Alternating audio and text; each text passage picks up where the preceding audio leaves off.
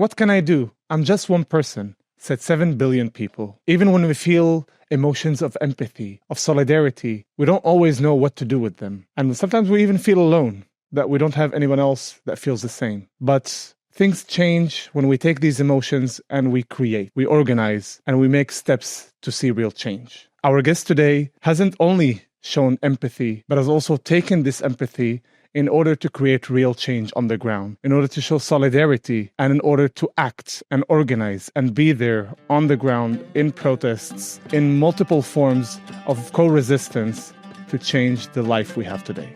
I'm your host, Ibrahim. And I'm your host, Amira. And this is UTTN, the podcast.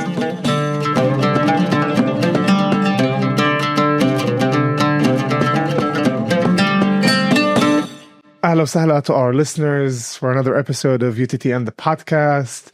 Ahla sahla to our amazing guest and our dear friend, Danielle, Didi. Thank you for being with us today. Yeah, we're really excited for this episode. Yeah, and Amira, let's start this episode with a little check-in. How are you? How did you wake up this morning? You gotta love and hate that question. Actually, before we started recording, we started talking about I'm going back to the default of either saying Alhamdulillah, everything is great and everything is fine, when it's like there's so much underneath the surface. I woke up excited for this recording. But when I got here, I was making a drink and I spilled hot water on myself, hot coffee. A little excited. Yeah, and it made me frustrated. It made me like short-tempered a little bit. You walked in, I kind of snapped at you. Guys, she snapped at me. If everybody thinks that, we're great together on camera, they don't see the bickering behind the screens, or Amira is like impatient with you. Can you do that instead of me? Like, how did you wake up? Honestly, I had a really good sleep, and the drive that all of us had together coming to Nazareth was a really nice one. Like, we're all chatting about our personal stories and things that are happening with us. I'm feeling good. I'm feeling good about the season, the episodes that we're recording, and the vibe that we're having here, and the amazing people that we bring. They fill us with so much energy, because the season is about activists. It's about people who are doing things. So you get their energies when they come to meet with us. So that's always great. And speaking of these people, I'm like, Danielle, I hate to break it to you, honey. I'm like, how did you? I don't have all the energy to give you right now. Believe me, seeing you this morning already brought us great energy.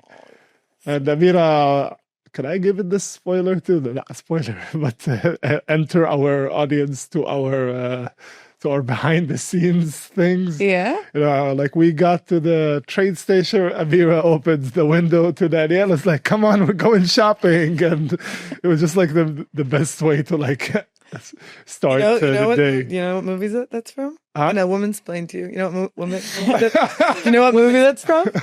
Which movie? See, I didn't know. He even quoted it wrong, but we'll forgive him. Well, I mean, I paused about the curse. I know I don't want to curse it again, but... Are you kidding? You cursed the entire first episode. I wasn't saying anything. You were afraid of saying loser? I said, hop in, loser. We're going shopping. Oh, I don't know. I forgot. It's a Mean Girls reference. But I watched Mean Girls. But I don't remember How many times? Of course I watched Mean Girls. Come on, it's a classic. But I don't remember the references. But how did you wake up this morning then? Yeah. Honestly, not the best. Yeah. I think it's really hard. I think every day or every moment is like so specific to the time. And there's moments in which you're kind of like just doing just to do. And then there's moments where you're kind of like, really feeling the weight of the times. The burnout that we talk about so much.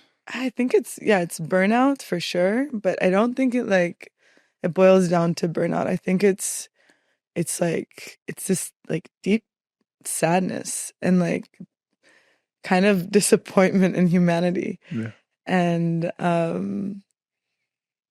then like, yeah. So I think today was one of those mornings in which I wasn't able to hop out of bed and like, okay, I got to do this, I got to do that. Like I did do that, I picked out an outfit for today and blah, blah, blah. But it wasn't easy. but yeah, just a lot of the time it's like, okay, reminding yourself what the point is, also trying to be like, is that the point? Like, is this the point? Yeah. So I think today was not the like happiest of days.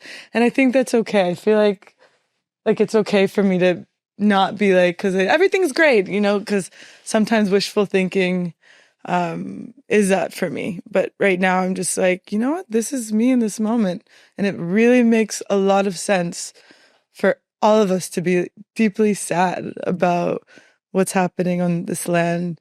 There's like a perception that the activist or peace activist or whatever term you want to use, there's a assumption that you're talking about very hippie, lovey-dovey people who wake up every morning with rainbows and sunshine and birds squeaking over their heads, and they're always super optimistic and they don't see the bad things and they're disconnected from reality. We're like, these people are connected to reality, and you wake up with sadness, you wake up with frustration, you wake up sometimes less hopeful than the day before. Like these, when you're working in this field, you get all these emotions, and it's not like these, we're singing Kumbaya every night and we wake up and we hear the birds squeaking. Mm-hmm. You wake up and you see another report. You wake up and seeing something else that's happened, and it puts you down. And what's the meaning of all I'm doing? Are we doing enough? Yeah. Like all these questions surface, and people sometimes don't understand that we're humans who. Yeah, that this isn't, it's not fun to go to like a protest every night, and it's not, it's lovely being with my community. I feel like the community I'm around are, the people I look up to in this world, the people that are, persisting every day to oppose the genocide. And I just think that, those are the hopeful moments, being around your people, being around people that, like we're, being able even to make jokes, to be like, we like love each other and we understand each other. And obviously power dynamic is different. We come from different areas, but we're in the both in the way. And like from that place being like, okay, I don't have to like have this conversation with this person about how what is happening is wrong, or we already have that kind of like pinned, and we can like make a joke together or spend time together. Yeah. And I feel like those are some of the hopeful things with like in this moment in time, is being with your community, people that understand, that have like that have the shared values, that have the like you said it, at least like a lot of us have felt a lot like kind of like homeless, in a way, because of like political views, social views, whatever kind of views, but you feel like you're abandoned by people that you are your friends or your family, and then you find those chosen family. And it's shitty. It's a horrible situation, but you find people that understand and want to make it better. Yeah. And that's also, like what you said, that you came, you said that you came today and you didn't have like the best of mornings, and without, having the energy of what you've gone through. As soon as I saw you, I'm like, it gives us some energy that Danielle's here, the person from our community. That already puts it into a perspective on another person from my chosen community. Just seeing that person is like uplifting. Yeah. Before getting into what they're going through, as soon as you see them, you're like, here's one more person from my community who gets me. Like, I don't need to talk about, oh, did you see the news? Yeah, like we saw the news. Yeah. We can just like now talk about something else. We can just be human beings right now for a second. Yeah, exactly. Yeah, for sure. And anything for you guys. Do we want to start our segments for our episodes? So let's start with our first one, where we get to know who is Danielle. And, in each segment, we're going to talk about something different. We're going to start with the first one, that it's who you are. And we're going to ask you, as we ask every guest, to define yourself 3 times. And each time we're going to ask you to use only one word. And at the end, we're going to talk about all these 3 words. And also to make sure and to remind our audience that when we ask our guests for 3 words, we're not asking for them for the only 3 words that would categorize them, or that they're the ones that label who they are. these are parts of who they are, and these are the parts they want to share with us today for the sense of this conversation. So I'm going to ask you, Danielle. Who's Danielle? So awkward doing this. That's telling about myself. Who is Danielle? I think that they're like, obviously it's hard to put a few words on what defines you or what word can define you. I think also, yeah. But I would say that being a woman is something that defines me. Being someone that cares a lot is something that defines me. Being an organizer is something that defines me. So we have 3 words. These are the 3 words. A woman, caring, and an organizer. Yeah. Those are great choices. Yeah. Thank you. Do you want to talk? Is there something specific that you want to start with from these 3 words that you want to share with us? I think they all kind of tie into each other in a way. They're kind of, because they need the other to kind of, for the other to exist. But I think, that caring comes from my womanhood, in my opinion. Culture of solidarity, which we'll get into later, I guess, it's the mutual aid that I'm a part of. And we are 90% women. And obviously a few dudes as well, but it in a lot of systems of care, you see women. I think there's something inherent in it, but there's also... I get it from the sense of, I can talk about myself as a woman. No, I can talk about it myself as in, like, I understand what you mean by, from a woman's perspective, to have a different kind of lens, which I feel from a guy's perspective, if you have a very strong connection to your feminine side, because every person has those 2 parts about masculine and the feminine. Masculine and feminine. I think when you're connected to your feminine side, you see that it offers you a different an interpretation of the world that my other guy friends would not be there, would not analyze the world in that way, or look at these things with that empathy and real passion or real pain about certain things, where somebody else just passes it by. And you feel that energy between somebody who is completely and his masculine versus someone who is open to his femininity. I think that's also, separate problem in society, is that y'all are taught to not tap into your feminine side, which is inherent. We all have it, but what? we all have it, but many we all have it. For sure, we all have it. Men, women, every kiddo. But you take it to like, there's a word that you use that I love, that we've used in the podcast before, which you put radical in front of it. You put like, you care to a point where you act. Like, it's radical caring, it's radical empathy. And it's just beautiful to see, because it's not just caring for that group of people that was like assigned by society to be quote unquote your people. It's like caring like across literal and metaphorical borders. And we're going to get into your activism in a second. But part of this segment is for people, like, as soon as you start using the labels that were assigned to us by birth, whether it's Palestinian, Israeli, American, whatever, religions, people judge right away. And that's why we decided to like let people choose their own boxes. Yeah. Even though like we know that boxes is also like a human invention and we're way more than that, but at least like we can let the first impression be some boxes that we choose. But where did you grow up? I want to say on what you were saying, I think it's also about like reclaiming those, whether it's faith, whether it's like, you can still be religious and have that be defined in the way that you see that religion. And it doesn't have to be tied to, men in uniforms, kind of like thieving religion, taking it and being like, this is what it is. And it's not. It can be these beautiful things that from those places, care can, that's where care can come from. Where did I grow up? I grew up a bit all over the world. I'm from a Moroccan, Israeli, American home. and a Messianic Jewish household. And we kind of grew up moving around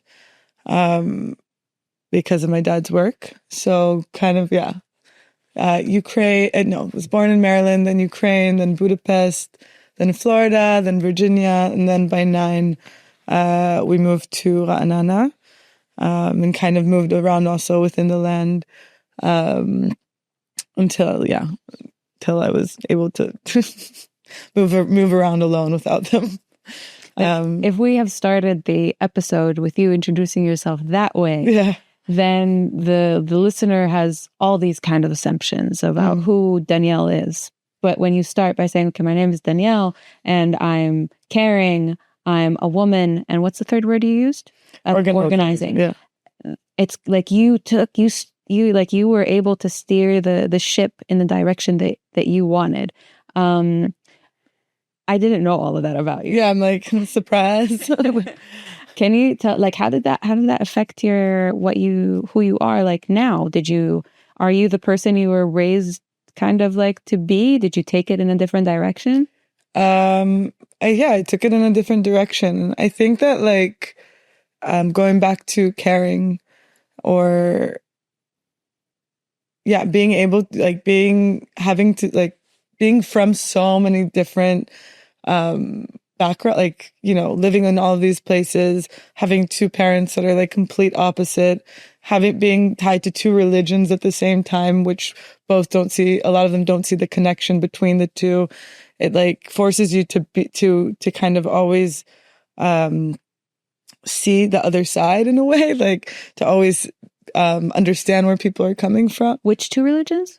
So Messianic Judaism is like, they believe that Judaism and like Christianity were one. So coming from like all these places and beliefs at the same time kind of forces you to find your comfort zone wherever it's like kind of uncomfortable, and kind of to like, in those spaces of like almost contradiction, to find comfort, because that's kind of how I was raised.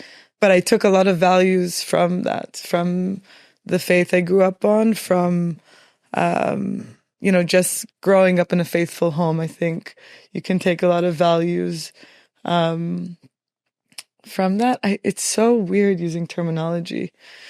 It's just like, wait, faith, religion. We're here to guide you. Yeah. Because you talked about the first two words that very clearly tie into each other, like womanhood and being caring. How did it get to organizing? I think that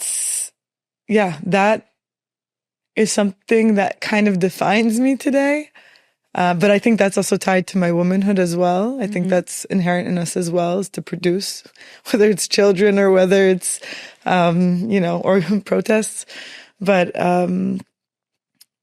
I think that, there comes a time where, you feel this care and you want to do something about it. So you do something about it. And I think, especially in these days, it feels like it's the only thing, I can do, is organize, because everything else just feels like kind of pointless. I mean, I can share. Writing is a form of activism, but I feel like organizing is my main form of activism, because I know that I am good at that, and I know many people are good at that. It's not that I'm special in that way, and I'm good at reaching people. So, being able to bring people to take part. But I honestly just feel that it defines me, because organizing defines me, because it's my action. It's how I take care in womanhood, and it's how I act on it. So I guess I wouldn't have made that connection, between like womanhood, caring, and organizing. Like I relate to all of them, but I don't, like, when I'm like going back to the words that we chose. It's a brilliant way to look at it, and how you like just strung them all together to make something that embodies everything and embodies what you do with who you are. Yeah. And I think that's a great way to move to what you do. Yeah. I will say, like, adding to that, just like it is really hard to define yourself in 3 words. And then we're also in a time where people want words to define something that is so, big. And it's just like, it wasn't easy for me to pick words to define myself. But then that's why it's nice to have this conversation, to be able to kind of like dissect those words and how they actually tie into so many different things. I think specifically for activists also, like there's the activism that's under the spotlight, that knows how to be under the spotlight. And they're the activists that like, we're on the ground. We organize. I don't care if I'm on the camera. I don't care. Like, I get my hands dirty. And even for us, it was a hard transition from. It was a hard. It was a choice, and like dabbling into it to center because people want to connect. Like, if you just say this is what I do, people are like, oh, okay. But if you say this is who I am, this is where I come from, this is what I believe in, and this is what I do, it kind of like. Which is why a lot of, unfortunately, very good initiatives sometimes just fall under the cracks, and people just don't look at it because it's not a nice headline or not a nice story. Which moves us to like the second segment where we talk to our guests about what they do. What after we got to know them, what is the work that keeps them up at night and keeps them active during the day. So I know you have many, many hats. So I'm just going to like, you go ahead, start wherever you want. Put it on me. Yeah. I do a lot. Yeah. If it's somebody that I see every time I'm going to a protest, regardless on what side everybody of the knows line, that Danielle is everywhere. Yeah. I think it's like a common thing it's me and many other activists is that, of course, yeah, the one person to see is Danielle. Yeah, but again, many other people, and also much more. It's I'm definitely, and in this time, I think since in the past 2 years, I think there was a moment where I kind of took off a hat of like creating and everything that's connected to, mediums of connection. So, and in the past 2 years, it's kind of fully dedicated to activism. But in general, so I started Culture of Solidarity, which is a mutual aid supporting vulnerable folks on the land with food security. In a nutshell. And we had, up until recently, we had a community center called House of Solidarity, which, I can't say is a place because it's an idea and we'll go back to it, but it's not existent at the moment, but I still will say is. It's a space, we learned in our work at Culture of Solidarity doing, what we deem as radical care, caring for vulnerable communities. We understood doing that work on the ground that we can't just be, cute citizens doing the job of the government or the welfare system. Like we have to look at the root causes of these oppressions and why these people live in food insecurity, and these issues touch much more than they do, just the fact that someone doesn't have food in the fridge. It's deeper than that. It's tied to racism. It's tied to the occupation. It's tied to the climate crisis, catastrophe at this point. Like it's tied to all these different issues. And I think in that moment, we understood that we want to not only be caring in the form of delivering food aid, but also having an educational space in which we offer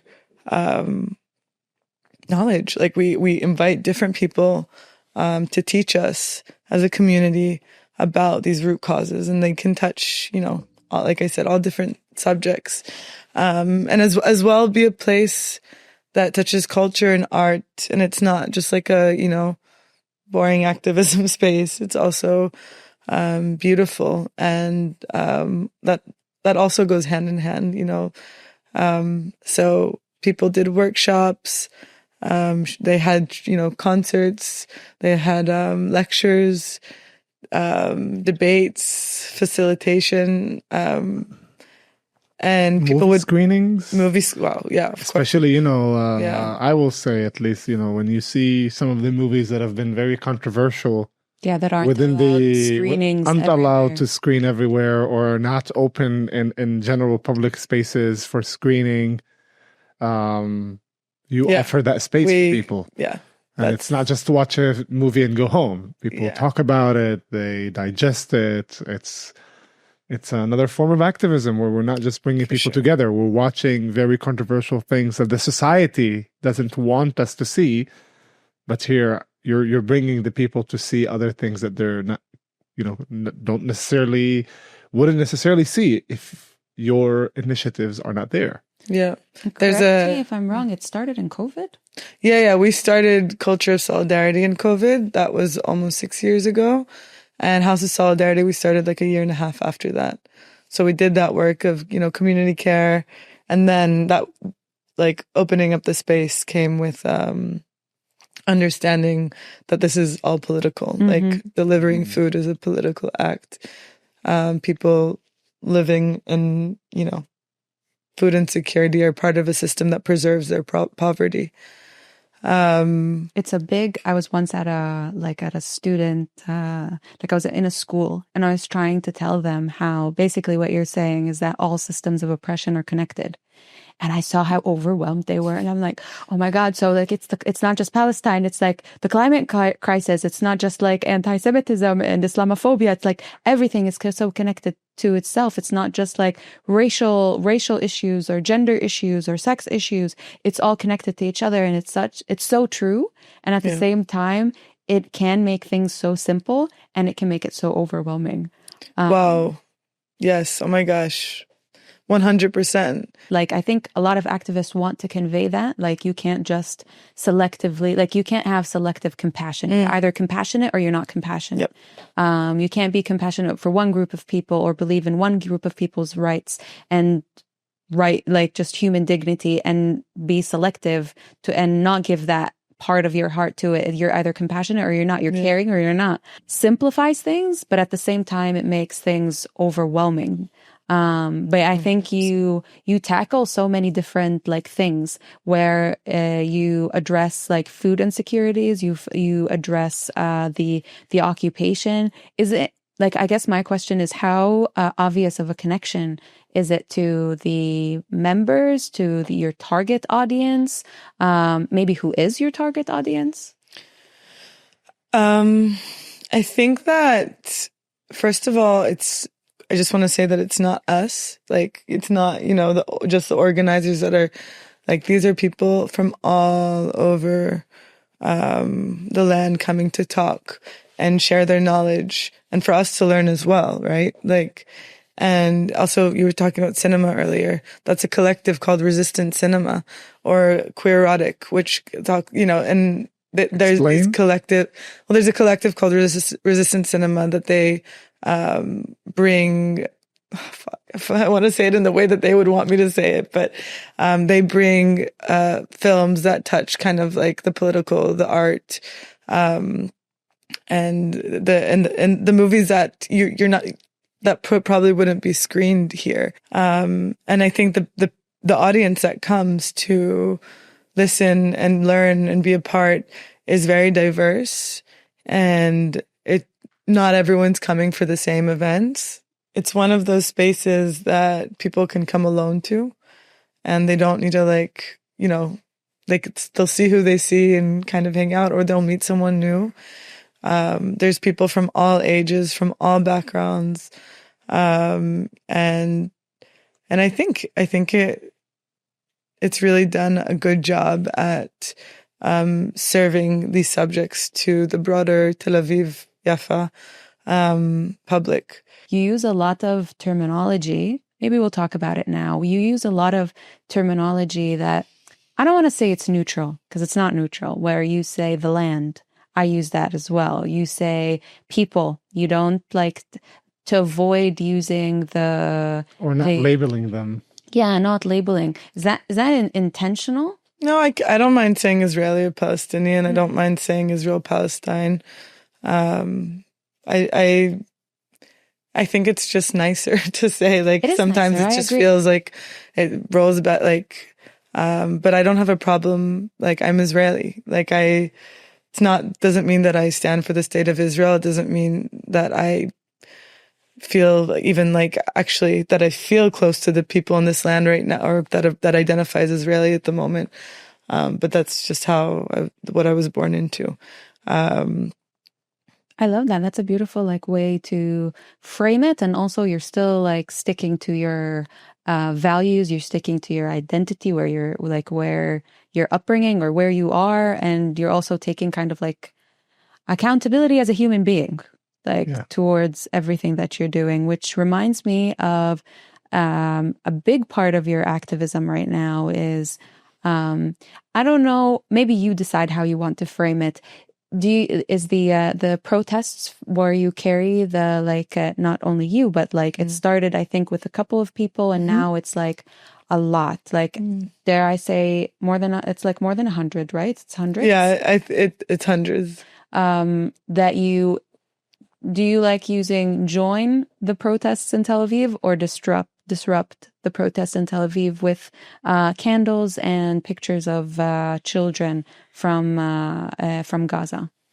I didn't fully understand the question. If we want to disrupt, feel like it's part of the protest, because I've joined it as well. I've joined this it's a silent protest, and it's one of the most powerful things. It's so emotional things that I've been a part of, where it was just us standing with images and pictures of murdered children from Gaza. And the entire time I was reflecting, praying while holding a candle. And it was exactly in a place we were standing in basically shoulder to shoulder. And so the people that are in the quote unquote normal or regular weekly, let's say weekly general protests can see us. Can go by, so we're disrupting their day to day. I don't think it's and we're disrupting. Part of it. I think it's telling them that these things go hand in hand. I don't think we want to disrupt, even if people can view it as if we're disrupting. I think it's like you were talking about selective empathy. It's putting it in their faces. Is that empathy isn't a selective issue. It's kolel, needs to be inclusive. And we're not, obviously we're for the hostages to come back as well. And many of us go after the protest to join the families at the hostage demo. But no, it's not to disrupt at all. It's to remind people of their empathy, and to remind people, how are you going to argue with a photo of a murdered child? What are you going to say? That he was in Hamas? That he was, is there anything that you could say that could, make an argument that is okay? And I think that's also a topic that is hard, that we started with these vigils. Like you said, we were 20 people in the beginning, a few friends of organizing it. And now we're hundreds and have gotten to over 1,000 at certain protests. And with random people joining on the spot, right? Random people. Random people joining. And I think what I wanted to say is that the children were almost this way for people to be oh yeah, I guess that's fucked up. I guess that, am I allowed to curse? Yeah. You're allowed to curse. I guess that's fucked up that we're killing children.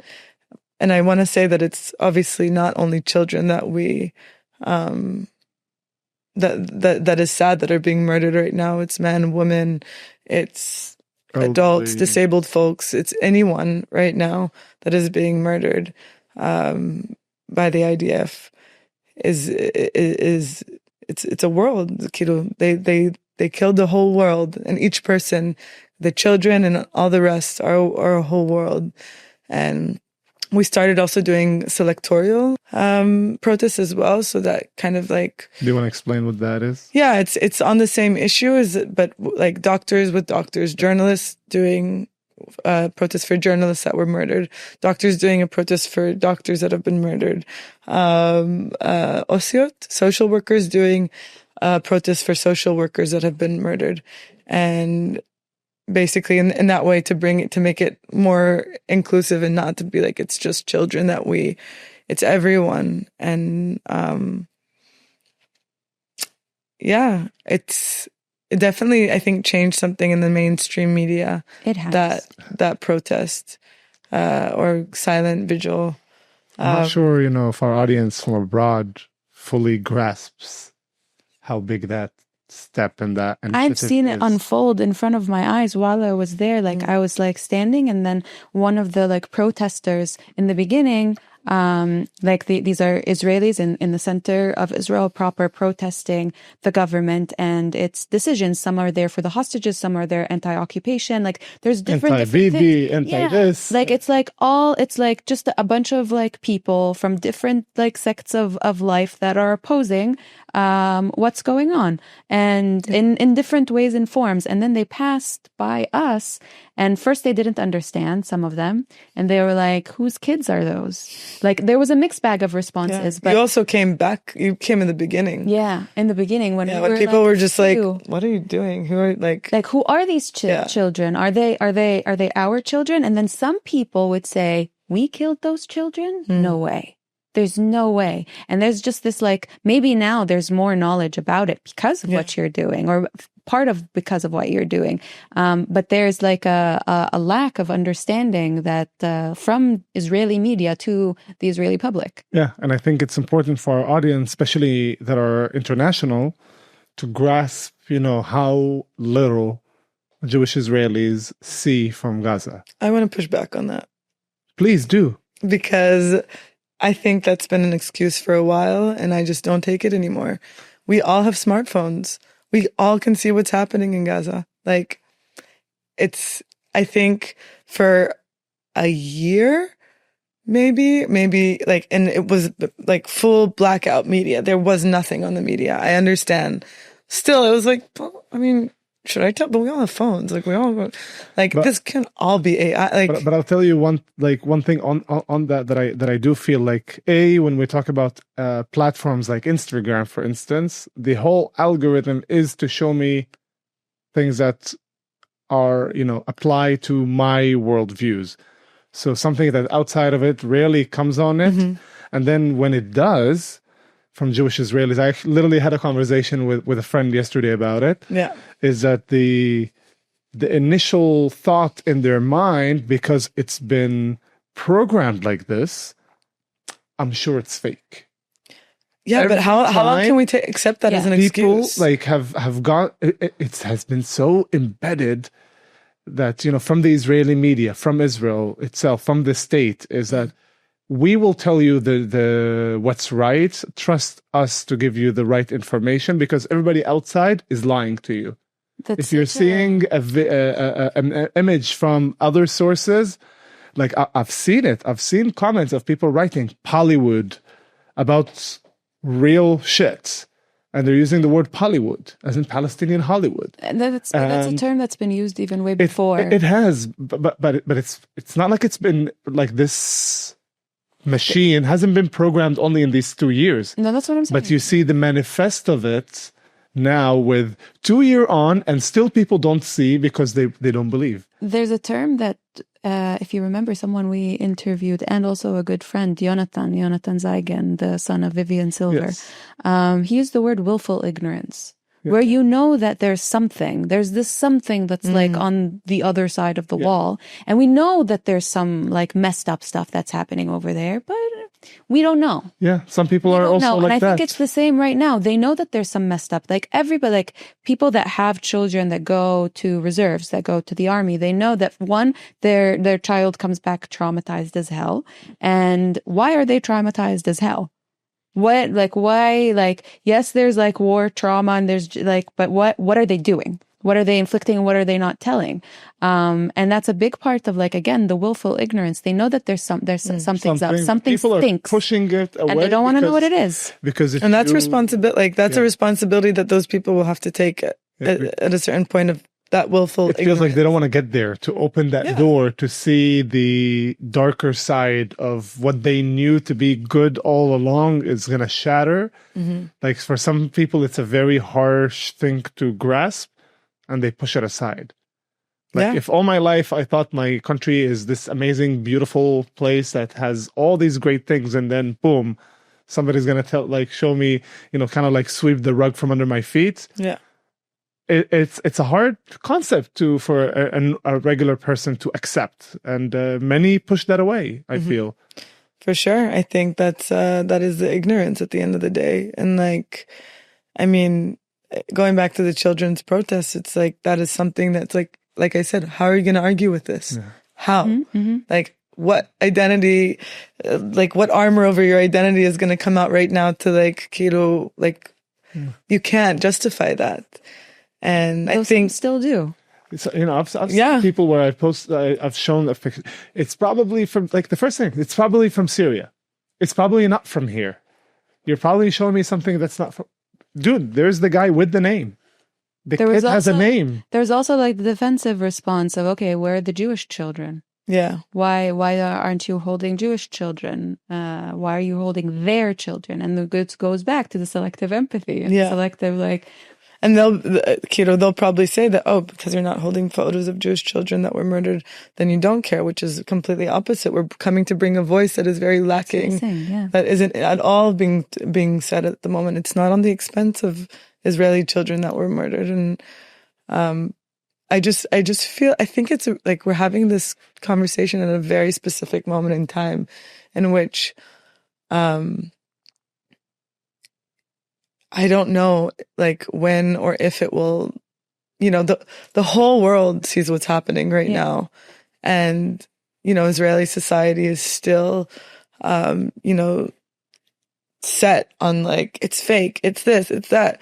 And there's a part, I think in the beginning of on October 7th, when I write, that's a medium that I use to talk with people, to share.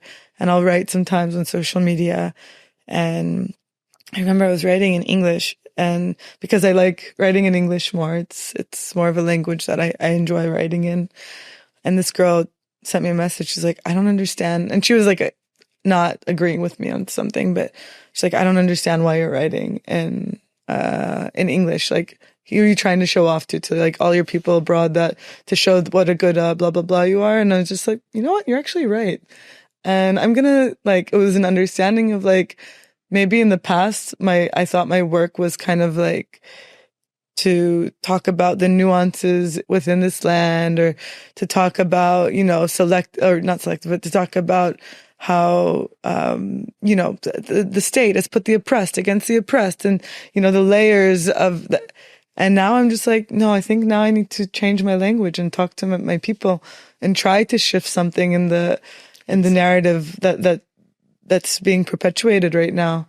And so I started writing in Hebrew. But just, within the concept of opening, people's eyes to the different reality, I think grasping in your mind of the importance of looking inward and to focus on the Israeli society. And, I think some people from our audience might have wondered, what exactly did she mean at the beginning when we said the term radical empathy? I think this is, what can put it into perspective of what it means when you are standing against your entire community, your entire society, who is actively going against and actively putting a blind spot and shutting an eye to not see something happening across the border. You take action to tell them, no, this is what's happening.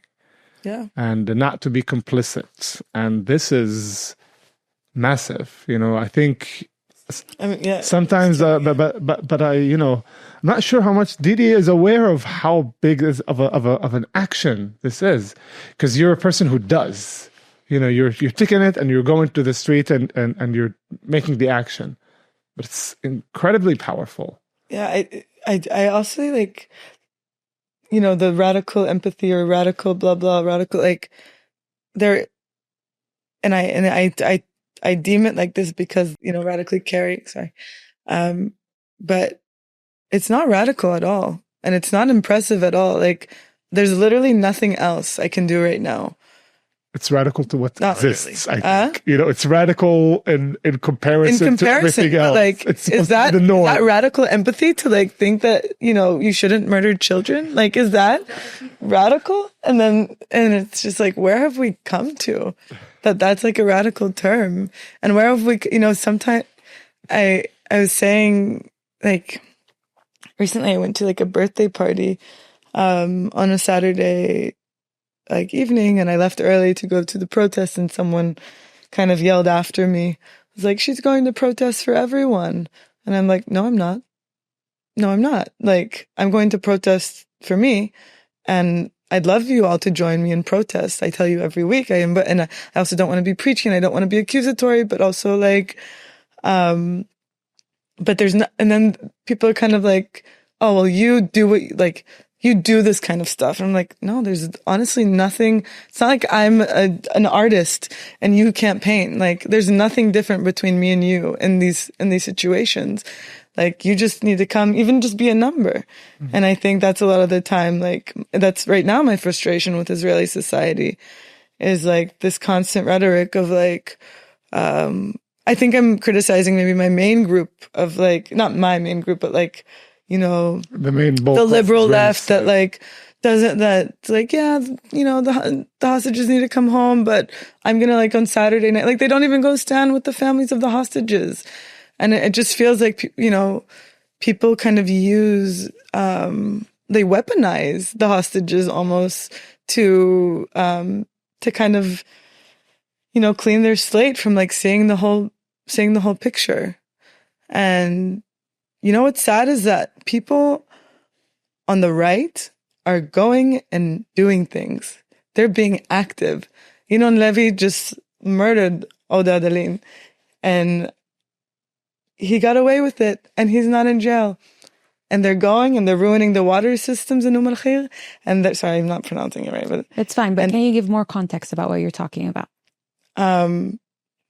More context about what I'm talking about is that the fascist right in Israel are taking action. They have much more back than the left. Obviously, they're backed by the entire state. Like, it's not like, they have more power. They're not like, or they have more energy than us. They have more power than us. They can murder someone. They can murder a Palestinian and get away with it. And at the same time, Israelis on the left aren't being active, aren't doing things. And that what happens in that inactiveness, I don't know if that's a word, is that you're collaborating with the government. Yeah. You're cooperating with the status quo. You're accepting a settler murdering a Palestinian that is on his native land. Like, and that's what's happening. And that's just what's going to keep happening until it comes to our own plate. And the other minorities, whether it's queer, women, are going to be affected by it. And then that goes back to the fact that we were talking about how all struggles are connected. And it's not like, we have to take them all on people are going to talk and dissect different struggles or be a part of different struggles. But that knowledge that we're not just doing this for Palestinian security. This is for everyone's security on the land. Obviously, Palestinians who are the first to be oppressed on this land by the government, by the state, by the army. But that oppression is going to come to your plate too. Yeah, it's like we say, Israeli security comes with Palestinian liberation, and Palestinian liberation comes with Israeli security. It's not one at the expense of another. Yeah. When you grant one, you get the other from both sides. Mm-hmm. And the problem is that we have a zero-sum game. If Palestinians get liberation, that means that Israelis will be unsecure and they'll be not safe, and vice versa, which is completely wrong. Yeah, but lack imagination. And lacking of imagination. Anything else you want to add on some of the things that you're doing on the ground?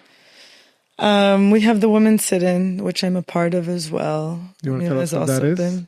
The Women's Sit-In is basically women whoever identifies as a woman, sitting in a circle and kind of, reminding people of their empathy and their compassion.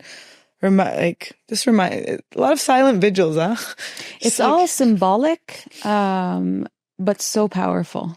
Do you want to explain about it? I think maybe from your experience. Sure. I participated in one in the center in Tel Aviv, and hopefully I'll participate in more.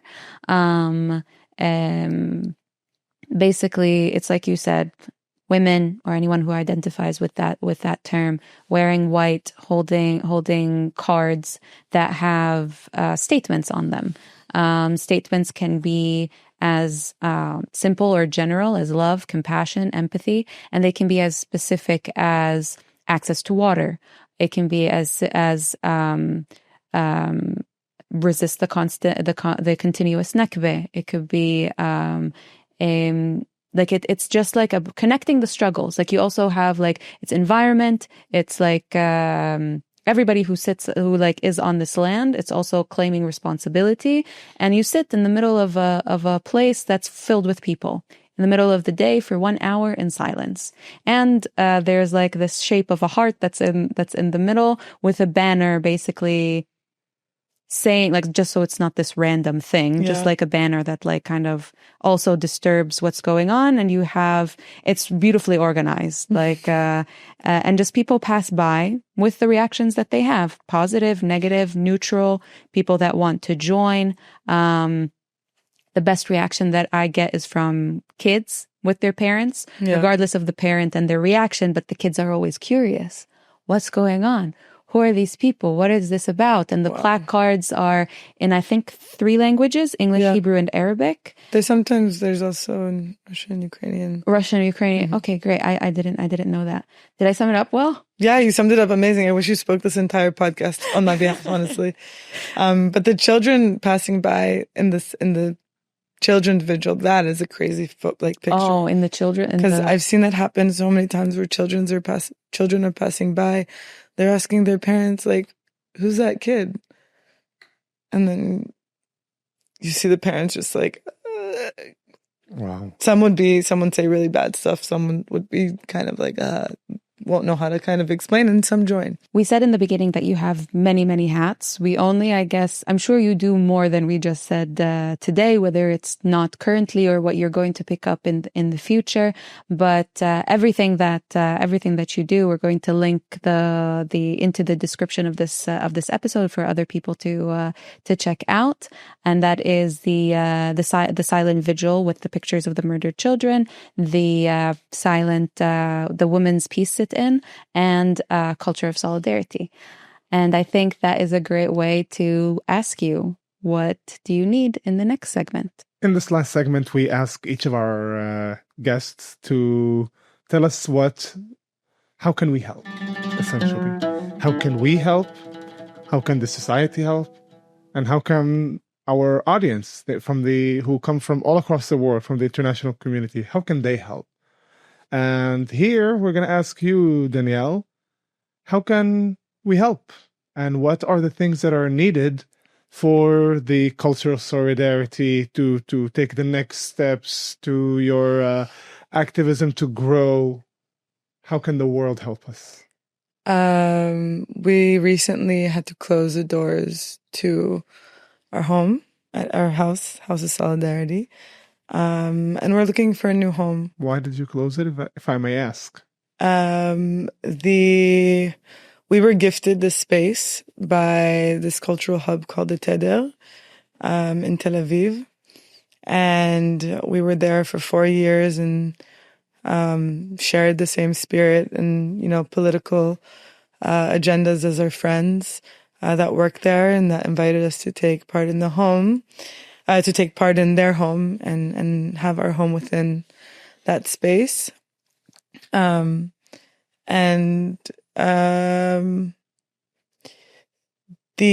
owner who lives in New York, his name is Shachar Segal.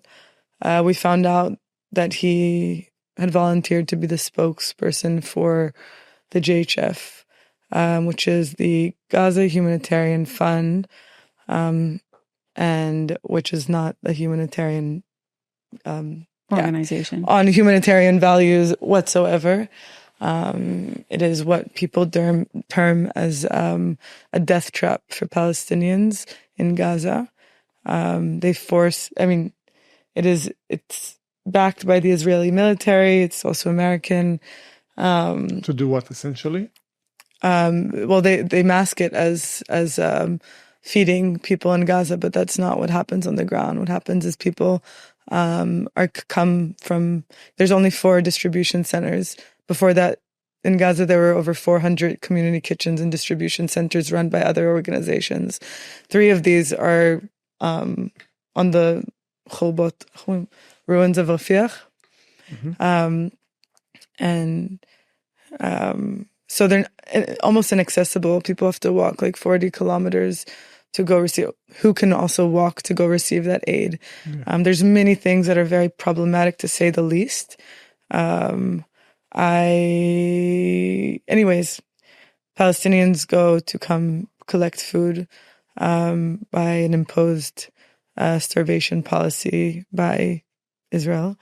And Israel now manages these distribution centers with Americans, and they killed over 1,000 people at this point. I think it's probably, I don't know the exact number, but I was at a protest against last week, and that said that over 1,000 people have been murdered. Over 1,000 Palestinians have been murdered at these distribution centers because soldiers open fire when they come to collect food, and that's why it's called a death trap. That's why people deem it as a death trap. Shachar Segal, the owner, I guess volunteered to be the spokesperson for this organization, and we decided to leave our house because he is the owner of this space, and we didn't want to be affiliated with him. That's goes against everything we do as women that are providing food security, that are part of that system within in Tel Aviv. But it's important for me to say that this is him and his decision, and it doesn't reflect the people that we worked with that represent the Teder. Was this an easy decision to make? No, this was the hardest decision we've had to make as a community ever. This was a collective decision. We went through a month and some change of back and forth. The community, we make community decisions. We would meet a few times a week in our community of, decision makers. It's not like, but people that are like active community organizers, were around 80 people. And that's coming to a decision, everyone together on this issue. And we went through a process with them. We wanted to call them wanted to call the Teder in rather than call them out. Mm-hmm. We didn't want to go a big deal. And it's not that we didn't want to make a big deal. It's that we wanted them to make a certain decision that maybe they can't make it. Yeah. I don't know, but I don't want to go too much into. That's fine. We respect that process of. I would love to talk about the process of our community decision making, which just strengthened us as a community, and I think it's just like I'm really proud of the fact that we gathered together week after week to talk about this, to write letters, to meet with human rights organizations and scholars on genocide, on the issue, and to learn about the GHF at depth in order for us to make a decision and to bring that knowledge to the community and to the people at the Teder. And just to be clear, your community, they're volunteers. Yeah, we're all volunteers. You're all volunteers. All of us. So this is a direct call to our audience right now. Guys, if anyone knows of a space, has recommendations for spaces in the center of Israel, in Tel Aviv area, for the House of Solidarity to find its new home. Everybody there is working as volunteers. They're putting their heart and soul into it to create this space, this community of people who can show radical empathy, who work within the community, who help people who come from lower socioeconomic status, from different minorities, as well as putting, to the face of the entire Israeli society what's happening and creating change from within. The work is incredible. I think recommendations and funds. And funds, yeah. I think that is And guys, whoever is listening to this, that's the main thing, because the finances either help us find a space that would welcome them, just like the Tether did, or someone who's willing to invest. Someone that's also willing, I think this is something that we share specifically with this podcast. We know that this season is, some of these episodes in this season are funded by Beit of Hope. And it was important for us to find somebody that wouldn't control what we wanted to say, and somebody that wouldn't impose a certain agenda. I think House of Solidarity would be for, in order to be someone, you need to trust the people to know how to give back, hold themselves, hold that responsibility. I think that's also a certain value that you... Yeah, we want to, I think whoever that is willing to donate funds to support this space and support the hard conversations that we're bringing to the space and not censor those conversations. Someone that wants to be with us, someone, a collective, could be anything, but with us on that journey towards understanding better the root causes of oppression on this land. You said that it was a difficult decision leaving House of Solidarity or embarking on a journey to find a new home. But for me, as someone who's been to your events, participated in the protests that you organize, it was a point, when I read the news and I understood that there was affiliation with the Tether where House of Solidarity is, it was a point where I was like, I wonder what they're going to do. And thankfully I wasn't put in the position where I had to choose, do I go there or do I stop going there? Because you made the very difficult decision that pulled you closer together as a community. Which, as a Palestinian, looking at people that I see as not only friends and family, but also allies that we co-resist together, I want to bring a very important aspect of your work, which is solidarity. And I know you said that there was a transition between, in the beginning, when you were in the beginning, you were talking more about the nuance, bringing food to people and talking about the diversity of food, you said, and then it shifted after October 7th. Can you give us, how do you know, how do you I don't want to say keep yourself in check, but how do you know that you're okay, that you're actually showing up, and actually being a person standing in solidarity, with the people on the land, with the people that need your solidarity?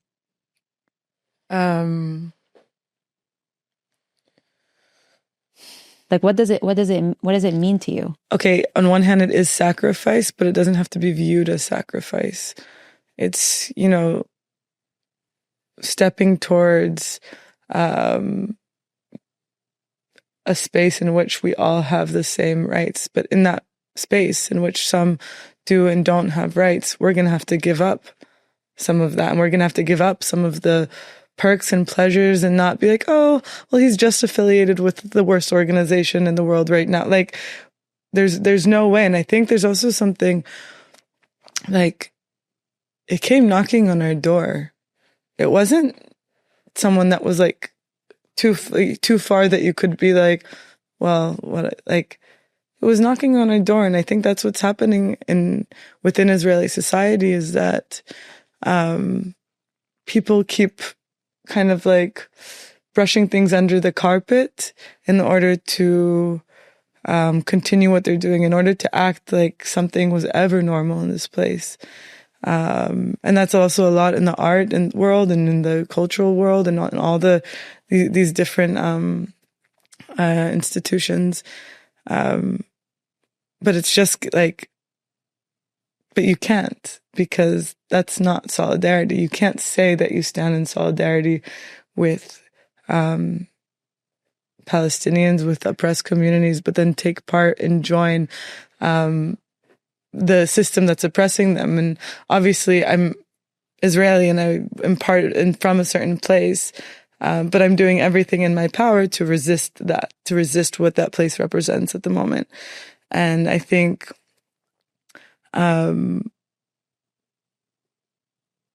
solidarity is honesty, is looking at the reality and being honest with yourself first and foremost.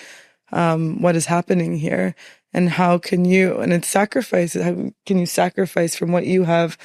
Not in the sense of like, oh, I'm the privileged and I'm going to sacrifice, but in the way that like, okay, I'm going to go to a protest every night almost because that's what I can do right now. I'm going to join people that are standing outside of army bases with photos of children that have been murdered because something needs to shift within the society.